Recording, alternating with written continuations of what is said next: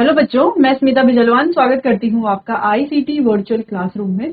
आशा करती हूँ आप सभी स्वस्थ होंगे और अच्छे से अपनी पढ़ाई कर रहे होंगे। बच्चों, आज हम पढ़ने जा रहे हैं क्लास 12 की केमिस्ट्री। और क्लास 12 केमिस्ट्री में हमारा चैप्टर चल रहा था कोऑर्डिनेशन कंपाउंड। इसी को ही हम आज आगे कंटिन्यू करेंगे। तो चलिए बच्चों, कोऑर्डिनेशन कंपाउंड को आगे कंटिन्यू करने से पहले एक बार रिवाइज कर लेते हैं लास्ट लेक्चर में जो भी हमने पढ़ा था। ठीक है, तो अपने लास्ट लेक्चर में काफी सारे टॉपिक्स हमने क्लियर कर लिए थे यहाँ पर इस चैप्टर के। अब लगभग हमारा चैप्टर कंप्लीट हो चुका है। बस एक दो टॉपिक हमें यहाँ पर पढ़ने हैं, है ना। जो एप्लीकेशंस हम पढ़ रहे हैं सीएफटी की, क्रिस्टल फील्ड थ्योरी की एप्लीकेशंस हम पढ़ रहे हैं। एप्लीकेशन के बाद जो है हमें यहाँ पर आइसोमेरिज्म पढ़ना है, देन हमारा चैप्टर हो जाएगा कंप्लीट। ठीक है, तो यानी कि सारे टॉपिक तो वैसे हम पढ़ चुके हैं, बस आइसोमेरिज्म रह गया है। चलिए तो स्टार्ट करते हैं। एक बार आप देख लीजिए जो भी टॉपिक हमने लास्ट लेक्चर में कंप्लीट कर लिए थे। चलिए, अभी तक जो भी टॉपिक हमने पढ़ लिए हैं, अगर उनसे रिलेटेड आपको कोई कंफ्यूजन होती है तो आप मुझसे पूछ सकते हैं। ठीक है, तो सबसे पहले हमने यहाँ पर सेंट्रल मेटल एटम के बारे में बात की, एडिशन कंपाउंड के बारे में बात की। एडिशन कंपाउंड दो तरह के होते हैं, डबल सॉल्ट और कोऑर्डिनेशन कंपाउंड। डबल सॉल्ट क्या है वो हम डिस्कस कर चुके हैं। ठीक है, फिर हम ये पढ़ रहे थे कि कोऑर्डिनेशन कंपाउंड। अब कोऑर्डिनेशन कंपाउंड की वहां पर इतना डिस्कस करने की जरूरत नहीं है, क्योंकि यहाँ पर जो है कोऑर्डिनेशन कंपाउंड तो पूरा चैप्टर है ही, इसको तो हम डिस्कस कर ही रहे हैं। ठीक, फिर यहाँ पर हमने बात की थी कोऑर्डिनेशन कंपाउंड में, आगे हमने डिस्कस किया कि सेंट्रल मेटल एटम क्या होते हैं, लिगेंड्स क्या होते हैं, लिगेंड्स के टाइप कौन कौन से होते हैं, क्लासिफिकेशन क्या होता है, on the basis of charge, on the basis of density. ठीक है, तो जैसे हम यहाँ पर देख पा रहे हैं हमारा ट्राइडेंटेट लिगेंड है। इससे रिलेटेड एक क्वेश्चन बोर्ड्स में आया था। ठीक है, और कॉम्पिटिटिव एग्जाम में भी इस तरह के क्वेश्चन आते हैं। ठीक है, कि ये जो पॉलीडेंटेट लिगेंड है, या यहाँ पर इस तरीके से ये लिगेंड का नाम आ जाएगा और पूछा जाएगा कि डेंसिटी कितनी है। ठीक है, तो इस तरीके के क्वेश्चन भी आते हैं एग्जाम में। ठीक है, तो जो हम लगभग सारी चीजें हम कवर कर चुके हैं जिस तरीके से एग्जाम में क्वेश्चन पूछते हैं। फिर हमने बात की किलेटिंग लिगेंड्स क्या है। इस तरीके के किलेट कॉम्प्लेक्स ये बनाता है। ठीक है, जैसे ऑक्सलेट आयन यहाँ पर हम देख पा रहे हैं, तो ये क्या कर रहे हैं, 5 मेंबर रिंग बना रहे हैं। इसको हम क्या बोलेंगे, किलेट कॉम्प्लेक्स। ठीक है, तो क्या करते हैं किलेटिंग लिगेंड्स, ये एक तरह से पॉलीडेंटेट लिगेंड होते हैं। देखो पॉलीडेंटेट ही होंगे, क्योंकि अगर हमारे पास मोनोडेंटेट लिगेंड है तो मोनोडेंटेट लिगेंड किलेट बना ही नहीं सकता, है ना। किलेट का मतलब है कि रिंग फॉर्म करना, कोई क्लोज रिंग फॉर्म करना। तो कम से कम उस रिंग के लिए 3 मेंबर चाहिए, है ना। यानी कि कम से कम लिगेंड जो बाइडेंटेट होना चाहिए। ठीक है, मोनोडेंटेट से बात नहीं बनेगी। जैसे यहाँ पर दो ये बाइडेंटेट लिगेंड है, ये भी क्या है, बाइडेंटेट लिगेंड है। बाकी पॉलीडेंटेट लिगेंड से भी रिंग फॉर्म हो, बाकी इसके अलावा जो है ट्राइडेंटेट या इसके अलावा और भी जो लिगेंड्स हैं उनसे भी रिंग फॉर्म हो सकती है, मोनोडेंटेट से नहीं हो पाएगी।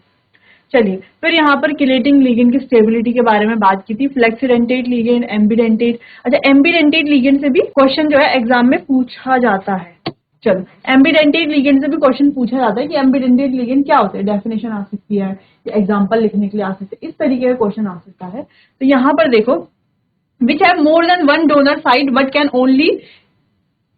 But can use only one at a time are known as ambidentate ligand. यानी कि जिसके पास एक से ज्यादा डोनर साइट हो लेकिन एक समय पर एक ही यूज कर पाए। जैसे यहाँ पर देखो NO2 दो डोनर साइट है ना, है दो डोनर साइट, बिल्कुल है दो डोनर साइट। अब दो डोनर साइट होने की वजह से ये क्या कर सकते हैं, रिंग भी फॉर्म कर सकता है, कर सकते हैं रिंग फॉर्म, लेकिन करेगा नहीं। क्यों, क्योंकि इसकी जो रिंग है वहां पर स्टेबिलिटी बहुत ज्यादा नहीं होती है। स्टेबिलिटी क्यों नहीं होती है, क्योंकि देखो अगर हम यहाँ पर एम्बीडेंटेट लिगेंड से रिंग बनाते हैं, रिंग बनाने का मतलब यह है कि अगर हम कोई, जैसे ये मान लो ये हमारे पास लिगेंड है, ठीक है,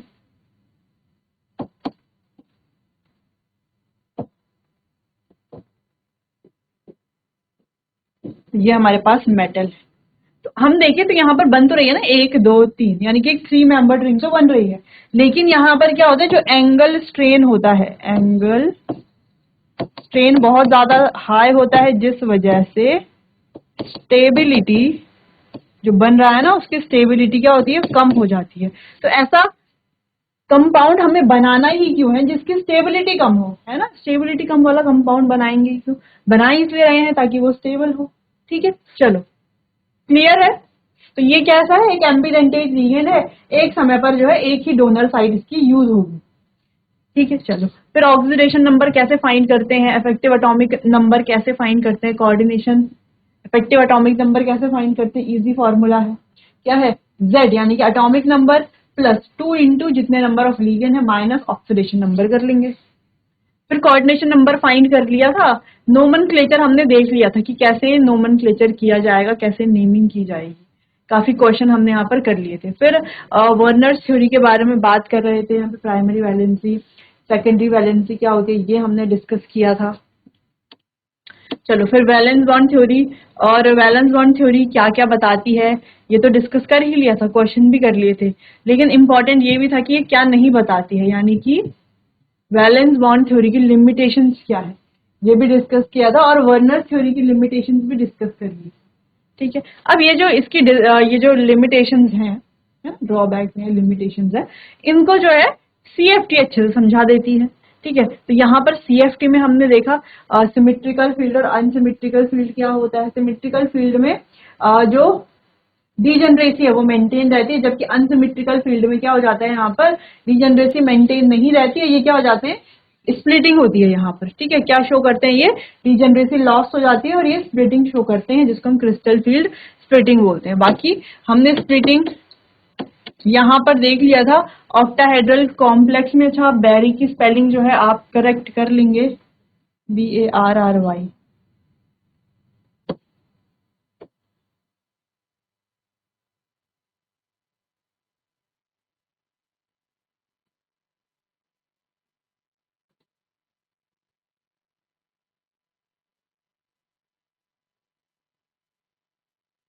ठीक है, तो ऐसा करेक्शन कर लेंगे। बैरी सेंटर। तो यहाँ पर हमने देखा कि जो हमारा एक्सियल सेट है उसकी एनर्जी ज्यादा होती है, ज्यादा रिपल्शन शो करेगा, जिस वजह से एनर्जी ज्यादा हो जाती है, तो ये आ जाता है बैरी सेंटर के ऊपर, इनकी एनर्जी ज्यादा है इसलिए ऊपर की तरफ ले जाता है। और जो हमारा नॉन एक्सियल सेट है उसकी एनर्जी बैरी सेंटर से नीचे रहती है। ठीक है, फिर नेक्स्ट हमने टेट्राहेड्रल स्प्लिटिंग के बारे में बात की। अब यहाँ पर क्या होता है, result in increasing non axial set. तो जो नॉन एक्सियल सेट है उसकी जो एनर्जी है वो बढ़ जाती है। तो देखो ये आ गया हमारा नॉन एक्सियल सेट ऊपर, है ना, और जो एक्सियल सेट है उसकी एनर्जी क्या है, बैरी सेंटर से भी नीचे है। अगेन बैरी सेंटर की स्पेलिंग जो है यहाँ पर भी सही कर लेंगे।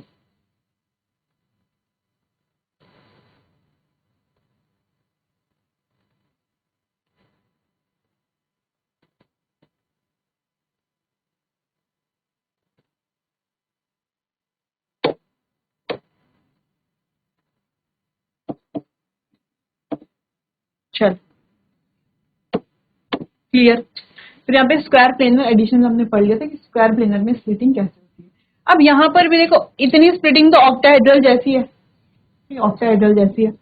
फिर यहाँ पर देखो dxy स्क्वायर और dx स्क्वायर और y स्क्वायर की एनर्जी ज्यादा होती है, फिर नीचे से यहाँ से dxy की एनर्जी ज्यादा होती है। देन dz स्क्वायर आता है, dyz और dzx आता है। तो आप देख सकते हो कितना कितना सही मतलब किस तरीके से यहाँ पर स्प्लिटिंग हो रही है। ठीक है, चलो, तो इसमें याद रखने वाला है, आपको याद रखना है कि एक तो यहाँ से आ रही है एनर्जी और एक यहाँ से, ये जो सबसे पहला वाला है इसकी एनर्जी बहुत ज्यादा है।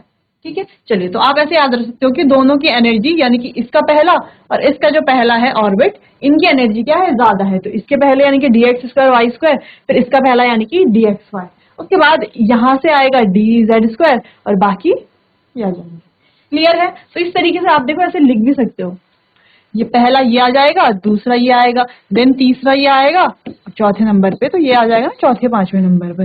ठीक है, ऐसे में आपको इजीली याद रहेगा। अगर कभी आपसे पूछा जाता है तो आप कहेंगे फर्स्ट ये है तो सबसे पहले ये जाएगा, देन सेकंड ये है, देन ये जाएगा, थर्ड ये है, देन ये, और फिर फोर्थ फिफ्थ में ये एक साथ है, ये आ जाएगा। क्लियर है, चलो, तो इतना ध्यान रखना है आपको। फिर हमने बात की कौन कौन से फैक्टर हैं जो क्रिस्टल फील्ड स्प्लिटिंग एनर्जी को अफेक्ट करते हैं। तो CFSC को कौन अफेक्ट करता है, सबसे पहले चार्ज, चार्ज ज्यादा तो CFSC ज्यादा। लीगेंड का नेचर, ठीक है, लीगेंड के नेचर यानी कि स्ट्रॉन्ग फील्ड लीगेंड तो CFSC ज्यादा, वीक फील्ड लीगेंड तो CFSC कम। नेक्स्ट जेड इफेक्टिव ज्यादा तो CFSC ज्यादा, जेड इफेक्टिव कम तो CFSC कम। नेक्स्ट हमने देख लिया था कि जो ऑक्टाहेड्रल है वो उनकी ज्यादा होती है CFSC किससे, टेट्राहेड्रल के कंपैरिजन में। ये रिलेशन हम कैसे निकालेंगे ये भी इजी था। ठीक है, चलो, यहाँ पर याद क्या रखना है, 1/4, 1/4, 2/6 और 3/4। ठीक है, इतना याद रखना है। याद क्या रखना है, 1 2 3 आउट ऑफ 4 6 4, ये याद रख लेना है, केवल इतना ही। स्क्वायर प्लेनर का आपको इतना याद रखने की जरूरत नहीं है, पर वैसे आपको याद रख लेना है स्क्वायर प्लेनर का। लेकिन यहाँ पर ऑक्टाहेड्रल टेट्राहेड्रल का आप याद रख सकते हैं, तो ऑक्टाहेड्रल 6, टेट्राहेड्रल 4, ये याद आ जाएगा, 2 और 3 ये याद आ जाएगा। ठीक है, चलो बाकी कुछ क्वेश्चन यहाँ पे देख लेते हैं हमने। यहाँ पर हमने देखा था कि इनके CFSC कंपेयर करनी थी, इस तरह के क्वेश्चन एग्जाम में पूछे जाते हैं जहां पर आपको MCQ करने होते हैं। तो देखो नीट में ऐसे क्वेश्चन पूछे जाते हैं कि CFSC कंपेयर कीजिए और बताइए। अगर आपको नॉलेज है कि कौन सा स्ट्रॉन्ग फील्ड लिगेंड है, वीक फील्ड लिगेंड है, ठीक है, अलग अलग जैसे Z इफेक्टिव, बाकी जैसे हमने कहा charge on central metal atom, ये सारी चीजें कैसे इफेक्ट करती हैं, अगर हमने ये सारे पॉइंट्स पढ़े हुए हैं तो इस तरह के क्वेश्चन को हम यूं बहुत इजीली सॉल्व कर सकते हैं। चलो ये भी हो गया था। फिर हम CFT के एप्लीकेशंस के बारे में बात कर रहे थे। तो पहला एप्लीकेशन हमने देखा इलेक्ट्रॉनिक कॉन्फ़िगरेशन, बहुत ज्यादा इंपॉर्टेंट है। अब इलेक्ट्रॉनिक कॉन्फ़िगरेशन अगर हम ना पढ़े, है ना, जैसे ये हमें याद ना करना पड़े, या तो नहीं करना पड़ेगा क्योंकि हमने तो इसे समझ लिया था। समझा कैसे? हमने स्ट्रॉन्ग फील्ड लिगेंड और वीक फील्ड लिगेंड में देखा। स्ट्रॉन्ग फील्ड लिगेंड है यानी कि एनर्जी इनके बीच का जो गैप है वो बहुत ज्यादा हाई है, जिस वजह से इलेक्ट्रॉन यहां से इजीली जंप नहीं कर पाएंगे ना, है ना। इजीली कैसे करेंगे जब यहाँ पर डिस्टेंस यानी कि एनर्जी का जो गैप है वो बहुत ज्यादा है, जिस वजह से इलेक्ट्रॉन जंप नहीं करेंगे और इलेक्ट्रॉन की यहीं से पेयरिंग हो जाएगी। जबकि वीक फील्ड लिगेंड है तो इनके बीच का जो एनर्जी गैप है वो कम है, जिससे कि इजीली जंप करके जा सकते हैं। ठीक है, तो इतना ही हमें ध्यान रखना है, इससे हम इजीली इलेक्ट्रॉनिक कॉन्फ़िगरेशन निकाल सकते हैं। क्लियर? चलो फिर अदर एप्लीकेशंस के बारे में बात किया हमने कि ऑक्टाहेड्रल में किस तरीके से जो है लिगेंड्स और मेटल होता है, फिर कैसे जो है यहाँ पर crystal field splitting, sorry crystal field theory के बारे में हमने बात की, किस तरीके से स्प्लिटिंग होती है।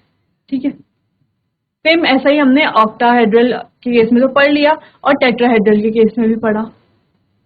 फिर हमने कलर की बात की, कैसे कलर शो करते हैं, डी ट्रांजिशन की वजह से कलर शो करते हैं। बाकी यहाँ पर हमने कॉम्प्लीमेंट्री कलर साइकिल देख ली थी जो कि कुछ इस तरीके से थी। देखो VGYOR, तो ये है कॉम्प्लीमेंट्री कलर साइकिल। ठीक है, अब ये कलर क्या शो करते हैं, अगर देखो ब्लू कलर है, ब्लू कलर एमिट किया है तो ऑरेंज कलर ये शो करेगा। जैसे यहाँ पर देखो ब्लू एमिट किया है तो येलो ऑरेंज ये शो कर रहा है। यहाँ पे कॉम्प्लीमेंट्री साइकिल इस वाले केस में तो बिल्कुल सही है। यहाँ पर देखो रेड कलर एब्जॉर्ब किया है तो ग्रीन कलर एमिट किया है। ठीक है, तो यहाँ पर रेड कलर एब्जॉर्ब किया है तो ब्लू एमिट किया है, लगभग ये भी सही है। तो क्योंकि देखो रेड के बीच का, रेड और वॉयलेट के बीच का कोई, सॉरी रेड और ऑरेंज के बीच का कोई कलर एब्जॉर्ब किया होगा, तो ब्लू और ग्रीन के बीच का कोई कलर शो हो रहा होगा, तो लगभग ब्लू कलर शो हो रहा है। तो यहाँ पर भी कॉम्प्लीमेंट्री कलर साइकिल ठीक ठाक है। ठीक है, यहाँ पर है ब्लू और ग्रीन के बीच का कलर शो हो रहा है ना, यहाँ पे ब्लू और ग्रीन के बीच का कलर, तो ब्लू और ग्रीन के बीच का कलर अगर शो हो रहा है तो रेड और ऑरेंज के बीच का कलर शो होना चाहिए। लेकिन यहाँ पर पर्पल बिल्कुल अलग, यहाँ पर ये वाला कलर शो हो रहा है, तो ये फॉलो नहीं कर रहा है कॉम्प्लीमेंट्री कलर साइकिल को। ठीक है, यहाँ पर अगर हम देखिए ब्लू ग्रीन जो है शो हो रहा है और रेड ये शो कर रहा है, ब्लू ग्रीन एब्जॉर्ब कर रहा है, रेड शो कर रहा है, तो ये भी कॉम्प्लीमेंट्री कलर साइकिल को शो करता है। यहाँ पर देखो येलो एब्जॉर्ब हो रहा है और वॉयलेट ये शो कर रहा है, यानी कि ये तो बिल्कुल एग्जैक्ट सही, ये भी कॉम्प्लीमेंट्री कलर साइकिल को शो कर रहा है। यहाँ पर अल्ट्रा वॉयलेट कलर ये एब्जॉर्ब कर रहा है, ठीक है, और पेल येलो शो कर रहा है, तो ये भी सही है। देखो वॉयलेट एब्जॉर्ब कर रहा है, येलो शो कर रहा है, तो ये भी करेक्ट है। तो यानी कि इन केसेस में अगर हम देखें तो इतने केस जो है वो कॉम्प्लीमेंट्री कलर साइकिल को शो कर रहे हैं, केवल एक केस नहीं कर रहा, ज्यादा फर्क नहीं पड़ता इतना। ठीक है, तो लगभग जो है कॉम्प्लीमेंट्री कलर साइकिल आपके हेल्प ही करेगी कलर्स को मतलब आइडेंटिफाई करने में कि कौन से एब्जॉर्ब किया है, कौन सा ये एमिट करेगा। जैसे अगर रेड एब्जॉर्ब किया है तो ग्रीन एमिट करेगा, रेड और ऑरेंज के बीच का एब्जॉर्ब किया तो ब्लू और ग्रीन के बीच का एमिट करेगा, रेड और वॉयलेट के बीच का एब्जॉर्ब किया है तो ग्रीन और येलो के बीच का कोई कलर ये एमिट करेगा। ठीक है, चलो तो इस तरीके से ये हो गई हमारी कॉम्प्लीमेंट्री कलर साइकिल, जिसमें हमने देखा ये वाला, ये वाला, ये और ये सारे ही कॉम्प्लीमेंट्री कलर साइकिल को फॉलो कर रहे थे, केवल एक को छोड़कर। ठीक है, क्लियर है? तो ध्यान रखना है कॉम्प्लीमेंट्री कलर साइकिल का भी। फिर कलर की बात कर ली थी कि डी डी ट्रांजिशन की वजह से कलर शो करते हैं। देखो यहाँ से इलेक्ट्रॉन गया तो इसने कुछ क्या की होगी, वेवलेंथ एब्जॉर्ब की होगी, अब वापस आएगा स्टेबिलिटी के लिए तो कुछ वेवलेंथ एमिट करेगा। अगर ये उस वेवलेंथ को एमिट कर रहा होगा किसी विजिबल रीजन में, तब जाकर के क्या होगा बच्चों, तब ये कलर शो करेगा। ठीक है, बाकी हमने देखा कि बिना वाटर के जो है यहाँ पर, यानी कि लीगेंड के, बिना लीगेंड के क्या करते हैं, ये कलर शो नहीं करते। कैसे अपीयर होते हैं, कलरलेस अपीयर होते हैं। ठीक है, अब फिर हमने ये भी एक पॉइंट डिस्कस किया था कि डी डी ट्रांजिशन की वजह से तो ये कलर शो करते हैं, क्या सभी डी डी ट्रांजिशन की वजह से कलर शो करते हैं, नहीं। ठीक है, जैसे हमने देखा Cr2O7 नेगेटिव है, MnO4 नेगेटिव है, तो ये कलर शो करते हैं, एक ऑरेंज कलर शो करता है, एक पर्पल कलर शो करता है। लेकिन यहाँ पर कोई डी डी ट्रांजिशन नहीं होता क्योंकि डी में इलेक्ट्रॉन ही नहीं है, डी तो 0 है। ठीक है, जिस वजह से क्या होता है, ये चार्ज ट्रांसफर स्पेक्ट्रा की मदद से कलर शो करते हैं, जो कि काफी इंटेंस कलर भी होते हैं। चलो अब बात करते हैं CFT के एडवांटेजेस की। तो कई सारे एडवांटेजेस हैं। So the crystal field model is successful in explaining the following properties of coordination compound. तो following properties में ये सक्सेसफुल हो गया एक्सप्लेन करने में। तो क्या सबसे पहला है formation of coordination compound. Advantage क्या है कि ये कोऑर्डिनेशन कंपाउंड का फॉर्मेशन करते हैं, यहाँ से स्ट्रक्चर के बारे में पता चलता है, कलर के बारे में पता चलता है और मैग्नेटिक प्रॉपर्टीज के बारे में पता चलता है, जिन चीजों को शायद हमने VBT में पढ़ा था ना, वो एक्सप्लेन नहीं कर पाए थे। ठीक है, क्लियर है। तो ये हो गए हैं एडवांटेजेस ऑफ CFT। चलिए तो इतना आप नोट कीजिए, फिर आगे बढ़ते हैं। नोट आपको ये करना है कि formation of coordination compound, structure, colour और magnetic properties of coordination compound को ये एक्सप्लेन करते हैं। ठीक है, इन चीजों को ये सक्सेसफुल हो गए हैं एक्सप्लेन करने में। क्लियर। जैसे अभी हमने कलर की बात की, मैग्नेटिक प्रॉपर्टी, स्ट्रक्चर की बात की, स्ट्रक्चर की बात तो पहले कर ली थी। ठीक है, फॉर्मेशन ऑफ कोऑर्डिनेशन कंपाउंड, दूसरी कोऑर्डिनेशन कंपाउंड भी तो बना रहे हैं। ठीक है, चलिए नोट कीजिए इतना। चलिए आगे बढ़ते हैं। नेक्स्ट है हमारे पास ड्रॉबैक्स ऑफ CFT। तो CFT के ड्रॉबैक्स के बारे में बात करते हैं। तो यहाँ पर कुछ अच्छी चीजें तो हमने देख ली कि एडवांटेजेस क्या है। अब बात करते हैं ड्रॉबैक्स की। ठीक है, तो ड्रॉबैक्स क्या है ये जानने भी जरूरी है। There are mainly 2 drawbacks of CFT। तो मेनली यहाँ पर 2 ही ड्रॉबैक्स हैं जिनके बारे में हम बात करेंगे।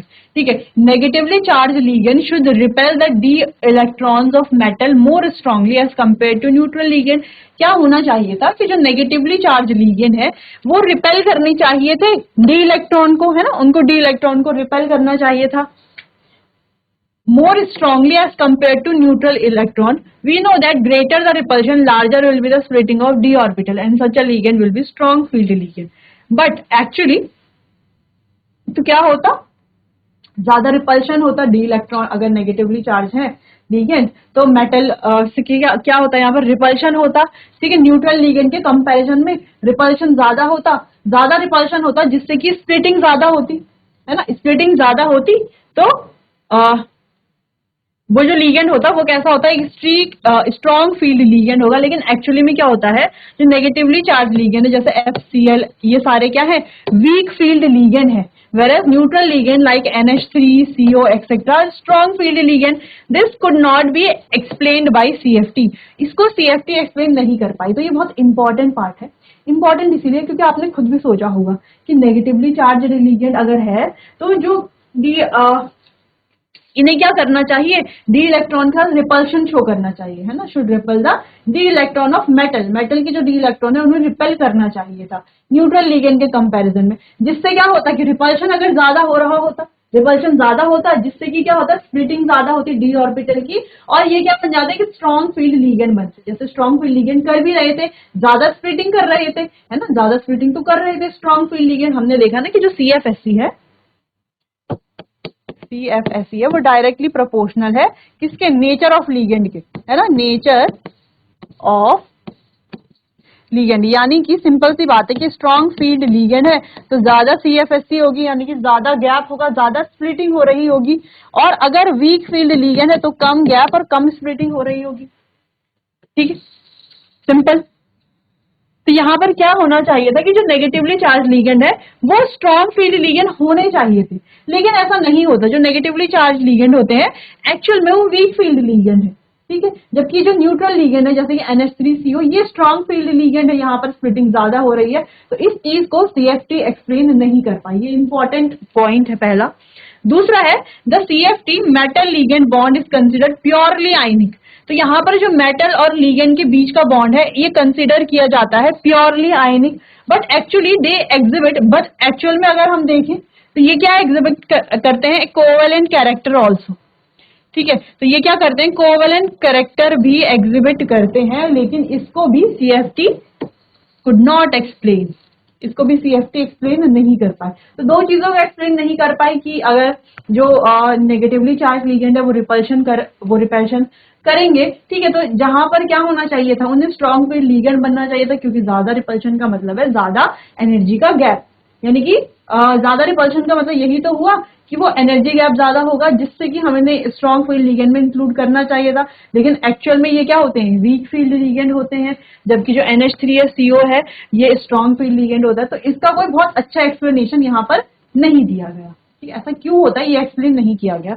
दूसरी चीज ये थी कि यहाँ पर मेटल लिगेंड बॉन्ड को प्योरली आयनिक बताया गया, जबकि ये जो है कोवेलेंट कैरेक्टर भी एग्जिबिट कर रहे थे, इसे भी CFT ने एक्सप्लेन नहीं किया। तो ये कुछ ड्रॉबैक्स थे CFT के, नोट कीजिए इतना। तो चलिए बच्चों, यहाँ पर हमारी CFT भी कंप्लीट होती है। ठीक है, ड्रॉबैक्स आपने देख लिए, बहुत इंपॉर्टेंट ये है, नोट भी आपने इन्हें कर लिया होगा। ठीक है, तो यहाँ से क्वेश्चन आ सकता है CFT से रिलेटेड कि CFT क्या है, इसके एडवांटेजेस क्या हैं, ड्रॉबैक्स क्या है। ठीक है, तो काफी चीजें पूछी जा सकती हैं। अब नेक्स्ट जो हम पढ़ेंगे बच्चों वो है आइसोमेरिज्म। अच्छा, यहाँ पर हमने DD ट्रांजिशन के बारे में बात की थी और यहाँ पर कॉम्प्लीमेंट्री कलर साइकिल देख ली थी। तो यहाँ तक हमारा लगभग चैप्टर कंप्लीट हो चुका है। बस थोड़ा सा पार्ट हमारा बच गया है, जो कि आइसोमेरिज्म, जिसको हम डिस्कस करेंगे अपने आने वाले अगले सेशन में। अब आपको सिंपल पता तो है कि आइसोमर्स क्या होते हैं। आइसोमर यानी कि जहां पर केमिकल फॉर्मूला तो सेम है, लेकिन physical and chemical properties different होती है। ठीक है, तो इसको हम डिटेल में डिस्कस करेंगे अपने आने वाले अगले सेशन में। तब तक के लिए आपका बहुत बहुत धन्यवाद।